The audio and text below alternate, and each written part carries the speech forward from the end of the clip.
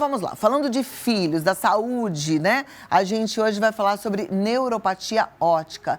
Quais são as alterações inflamatórias do nervo óptico, quais são as causas dessa inflamação, mas não só para as crianças. A gente precisa entender que essa doença acomete a família toda. A gente precisa ficar muito atento. E hoje a gente tem um oftalmologista maravilhoso que vai nos orientar sobre esse assunto, sobre essa doença, que na verdade é muito mais frequente até em adultos, porque ela é uma doença neurooftalmológica, e quem conversa com a gente é o Dr. Paulo Davi, que já está aqui. Seja bem-vindo, obrigada pela sua presença. Obrigado, Cláudia. Muito bom te receber. Vamos lá conversar um pouco mais sobre a saúde dos nossos olhos. Bom, uma doença como essa, que é uma doença neurooftalmológica, pode acontecer com qualquer pessoa? Boa tarde a todos, prazer estar aqui novamente. Cláudia, é assim, essa doença, a neuropatia óptica isquêmica, porque a gente vai resumir aqui só falando como isquemia do disco óptico, é uma doença que pode acontecer com qualquer pessoa, em qualquer idade. Porém, existe um grupo de pessoas que são mais sujeitas a esse tipo de acometimento e, pegando esse gancho, a gente quer falar como a saúde como um todo. Por quê? Porque essa doença que causa uma perda visual definitiva, irreversível e sem tratamento, ela está associada aos principais fatores de risco de mortalidade no nosso país, que é hipertensão, diabetes e níveis alterados de triglicerídeos e colesterol, além da obesidade. Então, quando uma pessoa ela tem esse cuidado global, e é o foco da medicina hoje, independentemente de ser oftalmologista ou de uma área específica, a gente sempre vai pensar no indivíduo como um todo. Então, independentemente, se eu recebo um paciente, ele não tem nenhuma queixa, mas ele tem algum fator de risco desse, eu sempre vou falar para ele, olha, controle esses fatores de risco porque você pode ter essa isquemia. Só que não somente nesse grupo de população, outras pessoas também podem ter. Pessoas que são portadoras de algumas doenças autoimunes, como lúpus, que é uma das mais conhecidas e uma das mais graves para a saúde ocular. Mas voltando a falar da isquemia, as pessoas geralmente elas pensam que você pode ter apenas um infarto no coração ou você pode ter uma isquemia cerebral. Não é verdade. Os nossos olhos, eles também podem ser alvo de isquemias vasculares, causando essa perda visual. E a doença que causa isso se chama neuropatia óptica isquêmica anterior e ela está associada aos fatores de risco que nós aqui já comentamos. E como que processa isso? Geralmente a pessoa é acima de 50 anos, mas como a gente já comentou, pode acontecer em idades mais precoces, obesa, hipertensa, dislipidêmica e com aumento de triglicerídeos e diabética. Levando em consideração que a obesidade, nós não estamos aqui falando contra a obesidade, mas nós estamos falando que ela está associada a este agravo, correto? Mesmo porque hoje nós trabalhamos numa outra época, onde nós tratamos com muito respeito o indivíduo que está com obesidade, mas a gente não pode deixar de falar que a obesidade está associado também a esse quadro. É bom a gente falar sobre isso e eu também gostei de você falar que a gente trata isso tudo com muito respeito, porque tá difícil hoje a gente até se comunicar, né? Porque tudo às vezes é levado de uma forma ruim. Mas o ideal é que a gente realmente lute contra a obesidade, que tem inclusive Código Internacional da Doença. A gente sabe que traz mais ainda, além da própria doença, morbidades. Então a gente precisa tentar combater. Agora, que é difícil, a gente não tem nenhuma dúvida. Porém, a gente também hoje tem recursos que antes a gente não tinha, né? Outro dia eu entrevistei até um gastro e ele falou de um balão deglutível. Enfim, existem tratamentos novos, claro que poucos, para o tanto que a gente tem de necessidade para combater a obesidade, mas que já dá para ter um controle. Mas eu vejo que muito mais do que a obesidade em si é o estilo de vida do paciente, né? Porque tem pessoas que são magras, que não são obesas, que não têm nem sobrepeso, mas que se alimentam mal e que têm colesterol desequilibrado, né? E com isso vão deixando o corpo suscetível a uma doença como essa. Sim, exatamente. O fato de você estar dentro de uma compleição física onde você não é obeso, não afasta o fato que essa pessoa pode ser hipertensa, diabética e ter níveis de colesterol e triglicerídeos alterados. Agora, voltando a falar dessa doença, como é que ela se processa? É uma perda visual indolor. As perdas visuais indolores, elas são muito, digamos assim, especiais, porque tudo aquilo que traz dor ao nosso organismo gera uma resposta imediata da pessoa que está sendo acometida, onde ela imediatamente procura uma ajuda. Essa perda visual, ela é indolor e ela é irreversível. Os tratamentos são extremamente frustros e quando nós temos um paciente assim, nós sempre orientamos, olha, a partir de agora, tudo que você deve fazer é para preservar o outro olho. O olho que foi afetado pela perda visual, que é como se fosse um infarto, só que não um infarto do miocárdio, não é um infarto do coração, é um infarto do disco óptico. Que fique bem claro isso para todos que estão nos assistindo, que o nervo óptico também infarta. O nervo óptico também sofre isquemia, assim como o cérebro sofre uma isquemia que se chama AVC isquêmico. Nós também temos essa mesma doença no nervo óptico e está associada aos mesmos fatores de risco que causam AVC e causam infarto. E acontece com frequência esse infarto do nervo óptico, doutor? A gente sempre tem que segmentar a população. Se nós pegarmos a população acima de 50 mil, acima de 50 anos, é uma média, dependendo da estatística, pode variar de 2,8 a 10 pessoas acometidas a cada 10 mil pessoas com 50 anos. Então, se nós pegarmos a Grande São Paulo, todas as pessoas acima de 50 anos, a cada 10 mil pessoas nós temos de 2,8 a 10 casos nesse grupo, o que torna algo extremamente comum.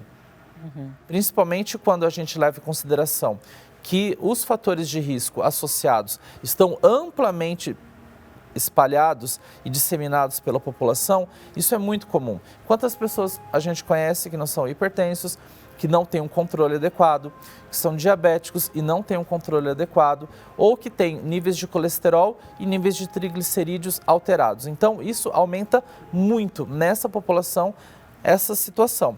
E ela é muito simples de ser explicada. Geralmente ela se processa ao amanhecer, a pessoa acorda e percebe que um dos olhos não está enxergando bem. Quando vem para o consultório, a gente detecta que ela sofreu um infarto, deixando bem claro essa associação, uma isquemia no disco óptico, da mesma forma que essa pessoa poderia ter acordado com um AVC, ou ela poderia ter também um infarto do miocárdio, porque são doenças que são interligadas. O organismo, Cláudia, ele não segmenta as doenças, o organismo é um só. Ele é sistêmico, então você pode ter essas isquemias em qualquer região do seu corpo. E hoje aqui especificamente falando da parte visual, da mesma forma que quando você tem uma isquemia do miocárdio, você pode ficar com sequelas. Isquemias cerebrais, você também pode ficar com sequelas. Na isquemia do disco óptico, você certamente ficará com sequelas e elas não são tratáveis. Pelo que eu entendi, a prevenção é o melhor caminho e a prevenção envolve estilo de vida saudável, mas existe algum medicamento que possa fazer prevenção? Tem alguma coisa mais pontual, assim, que proteja Não existe. o indivíduo? O que pode proteger, Cláudia, é você ter, como você já comentou aqui agora há pouco, hábitos de vida saudáveis. Se for portador de hipertensão, mantê-la controlada.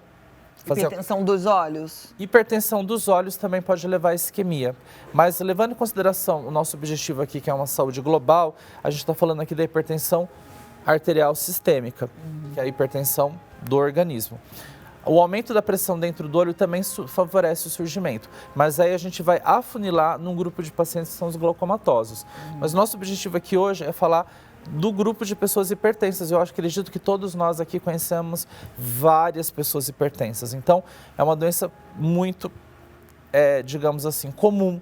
Então, você não tem um tratamento para preveni-la, essa isquemia do disco óptico. O que você tem que fazer é manter a sua saúde global em dia, como hipertensão arterial sistêmica controlada, diabetes descontrolado, níveis de colesterol e triglicerídeos dentro da normalidade e, como já falamos aqui, naqueles indivíduos que têm um sobrepeso ou obesidade, isso deve ser tratado caso esteja acelerando ou piorando os outros fatores de risco que nós já falamos.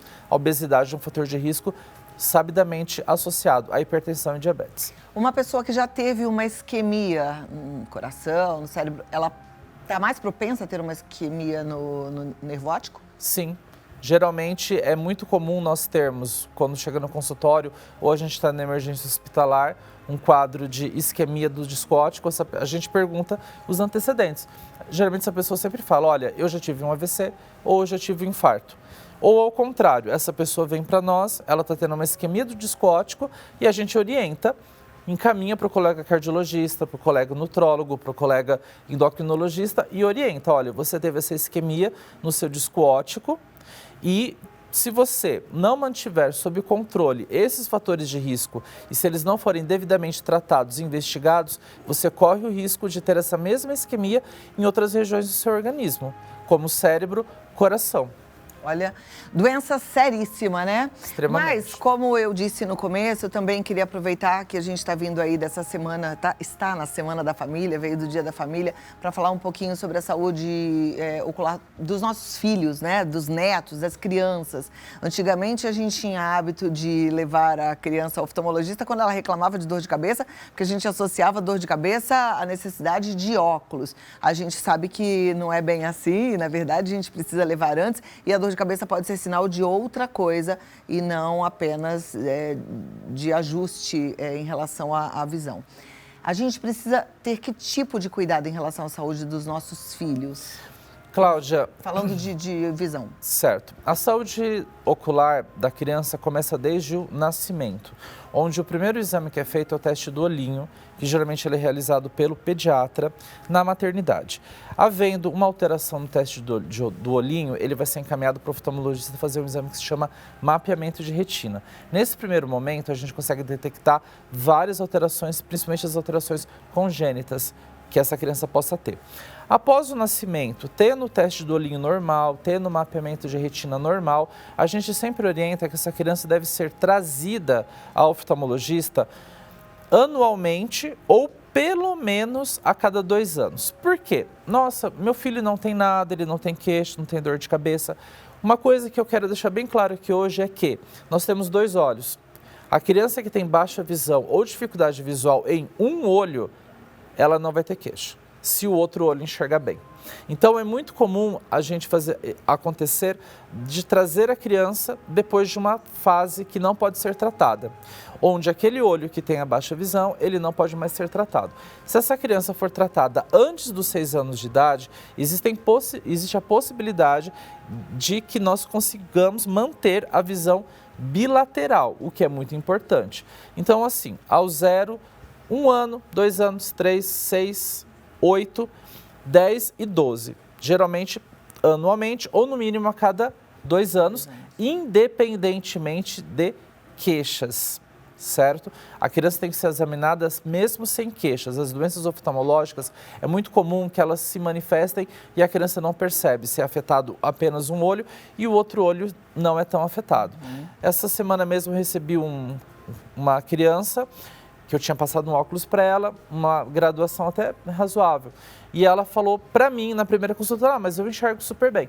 A gente acabou descobrindo que ela tinha um grau relativamente alto e a mãe trouxe para mim ontem falando, a criança tem 6 anos, olha, Paulo, ele falou para mim que enxergava bem, mas agora quando ele colocou óculos e ele tirou óculos, ele vê que ele não enxergava tão bem. A criança, Cláudia, se ela tem uma dificuldade visual, ela aprende a ver o mundo de uma forma distorcida. Certo? E quando nós oferecemos essa visão perfeita através de correção óptica para essa criança, ela começa a ver o mundo como ele realmente é. Olha lá a importância da gente ficar atento a tudo isso, né? Depois que a gente está na fase adulta, já entendi que essa isquemia do nervo óptico não tem muito como a gente descobrir, não tem como descobrir antes, né, que ela vai acontecer, mas o que é que a gente pode evitar de doenças oftalmológicas? Eu gostaria só de fazer mais um parêntese sobre a saúde das crianças. É o seguinte, as crianças até 6 anos não devem ser expostas a telas de aparelhos de telefonia móvel, celulares e nem a computador, porque é sabidamente conhecido através da ciência, inclusive houve estudos agora durante a pandemia, que se você expor uma criança com menos de 6 anos ao celular ou computador, você aumenta a chance de miopizar essa criança. Logo, o uso de celulares por crianças apenas após os 6 anos de idade e ainda limitado a 1 ou 2 horas por dia, certo? Olha que coisa séria. E o que a gente vê de bebezinho já no carrinho de bebê usando tablet celular, então isso é um crime. Não na figura penal. Não, sim. Mas do ponto de vista de cuidados familiares, como nós estamos nessa Semana da Família, eu gostaria de pedir a todos os pais e mães que não exponham seus filhos, eu fiz uma brincadeira sobre a figura penal, não exponham seus filhos a telas de celulares e computadores antes dos 6 anos. E televisão? Televisão, tudo que a criança for ver, Cláudia, se for à distância, essa criança pode ver. Ela pode ir ao teatro, pode ir ao cinema, ela pode assistir televisão, tudo que for à distância. E outras 2 medidas protetivas para a saúde ocular da criança é exposição à luz solar, que é um fator de risco, é um fator, aliás, protetor para a criança ter saúde ocular, exposição à luz solar nos períodos que não seja danoso a ela, antes das 10 da manhã e depois das 4 horas da tarde. E a criança ficar ao ar livre, a criança tem que olhar para longe e não olhar para perto, certo? Então, isso são 3 coisas que hoje em dia você pode mudar a história do seu filho.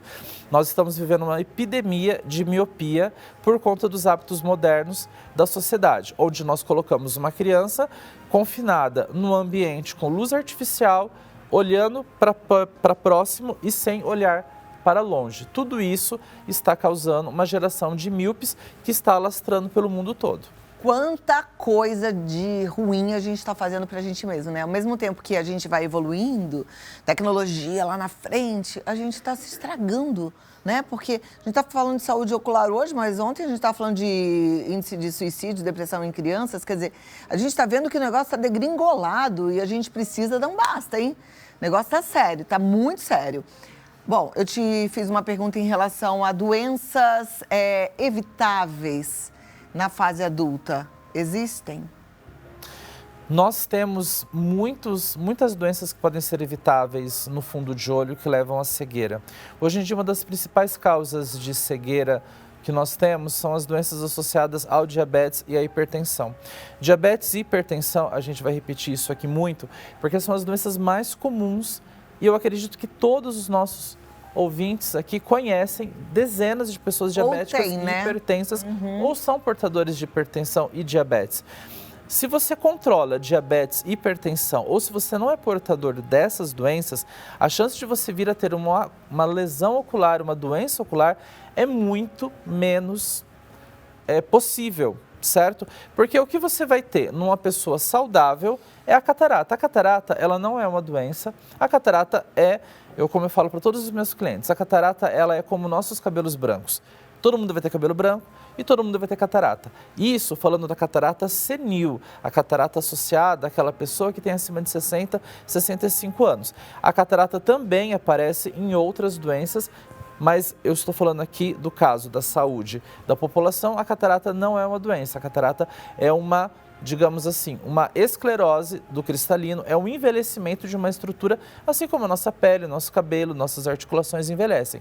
Mas se você quer ter uma saúde visual, Cláudia, não ter hipertensão ou tê-la controlada, diabetes controlado, manter níveis de colesterol e triglicerídeos normais, correto? E atividade física de acordo com a liberação do cardiologista e o profissional de educação física que também tem que estar imbuído nessa missão da saúde total. Vem cá, vamos continuar aqui aprendendo com o Dr. Paulo. Vamos colocar já na tela as perguntas que já foram enviadas. Se você ainda não enviou a sua pergunta, pode mandar que dá tempo. Luciana quer saber, existe alteração na forma de enxergar? Quando devo me preocupar? Sempre. Existem muitas alterações na forma de enxergar.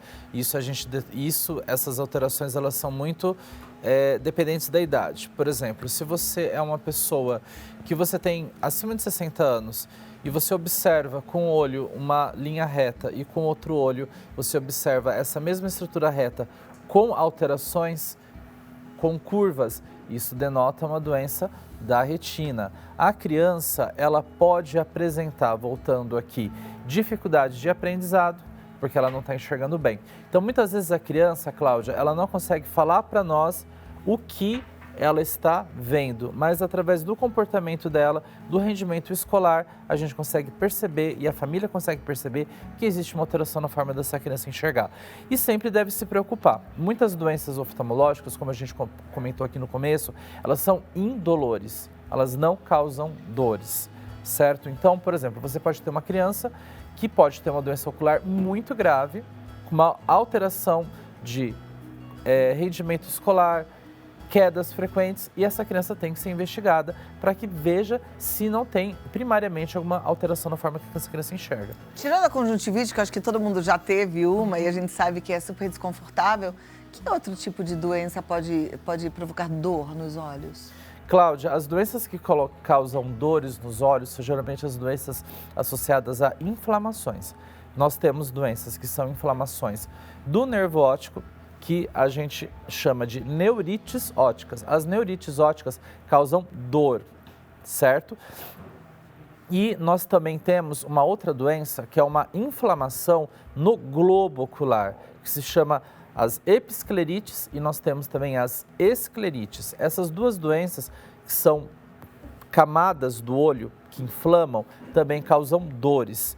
E uma mais, provavelmente a mais comum, uma crise de glaucoma agudo com aumento importante da pressão intraocular, vai causar muita dor e principalmente borramento visual.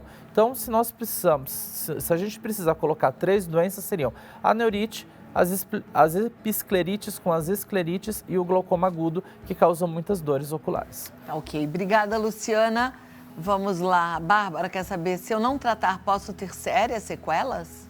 Todas as doenças oftalmológicas, se elas não forem tratadas, as que têm tratamento, elas deixarão sequelas. Porém, o que a gente estava falando aqui, essa isquemia do disco óptico, ela não tem um tratamento que vá impedir a sequela. O que você pode fazer é ter uma vida saudável e esses fatores de risco que nós comentamos aqui. Agora, toda doença oftalmológica, se ela não for tratada, ela vai deixar sequela. Então, vamos voltar aqui às crianças. Se você tem uma criança que até antes de 6, 7 anos de idade, ela tem um problema de correção visual, que deveria ter utilizado óculos, se essa criança não utilizar esse óculos antes dos 6 anos de idade, ela vai ter um déficit visual permanente. Não vai adiantar a partir de 10, 12, 13 anos começar a usar óculos, que isso não vai resolver o problema. Se você tem uma criança que tem estrabismo, ou seja, que as pessoas conhecem como olho desviado, olho torto, se esse olho desviado não for tratado na primeira infância, essa criança vai ter um déficit visual eterno. A gente não consegue melhorar a visão dessas crianças depois disso. Então, é muito importante que as pessoas saibam, seu filho aprende a andar com 1 ano de idade, 1 ano e meio. A criança aprende a enxergar e termina esse desenvolvimento por volta dos 6, 7, 8 anos de idade, que é a fase importante de nós avaliarmos uma criança sem queixas, porque muitas doenças a criança não vai reportar a queixa e a gente consegue descobrir e manter um futuro visual para essa criança garantido. Perfeito. Muito obrigada, Bárbara, pela pergunta e participação. Vamos à próxima, da Antônia Pereira. Uso óculos há 3 anos, direto, só que este ano comecei a sentir dor e irritação nos olhos. É normal? Antônia, boa tarde. É o seguinte, Cláudia, o óculos, ele não impede nenhuma outra afecção ou doença ocular. Tampouco o óculos impede o aumento do grau. E tampouco o óculos está associado com a queixa que a Antônia está falando, que é dor e irritação nos olhos. Dor e irritação nos olhos nunca é normal. Sempre tem que ser investigado. Dependendo da idade da pessoa, a gente pode ter uma criança com alergia ocular que deve ser tratada. Só a título de curiosidade, se a criança coçar os olhos intensamente durante a primeira infância, por volta da adolescência e idade adulta, ela pode até vir a precisar de uma cirurgia. É mesmo? Sim. O ato de coçar o olho na primeira infância pode desencadear uma doença que se chama ceratocone, que em muitos casos o tratamento é apenas cirúrgico. Então a criança não pode coçar os olhos e se a criança tem irritação e dor, ela tem que ser tratada. Agora vamos levar uma pessoa adulta, de média idade, entre 30 e 50 anos. Se ela tem dor e irritação nos olhos, a primeira causa são as blefarites, que são inflamações da pálpebra que atrapalham a lubrificação dos olhos e principalmente as pessoas que são expostas a telas de computadores por 10, 12 horas ao dia no ambiente climatizado com ar-condicionado. Essas pessoas vão ter olho seco. E tem pessoas que não são expostas a essas condições e também tem o olho seco. E quando a gente vai falar de uma população mais idosa, acima de 70, 80 anos, essas pessoas podem ter um olho seco por outros motivos que pode causar dor e irritação nos olhos. Tudo isso tem que ser sempre avaliado dependendo da faixa etária e das condições de vida dessa pessoa. Muito bem. Obrigada, Antônia, pela sua pergunta. Todo mundo atento aí à saúde ocular. A Lindalva quer saber como posso diferenciar a cegueira da neuropatia óptica. Para falar a verdade, a neuropatia óptica, ela causa cegueira. E a cegueira é uma situação que pode ser causada por inúmeras situações totalmente diferentes, desde um trauma ocular, uma doença congênita, uma doença adquirida ou uma isquemia. Então, na verdade, a neuropatia óptica, ela até não causa a neuropatia óptica isquêmica, apenas associado aos fatores que nós já falamos várias vezes aqui, ela vai causar uma deficiência visual, mas não necessariamente uma cegueira total.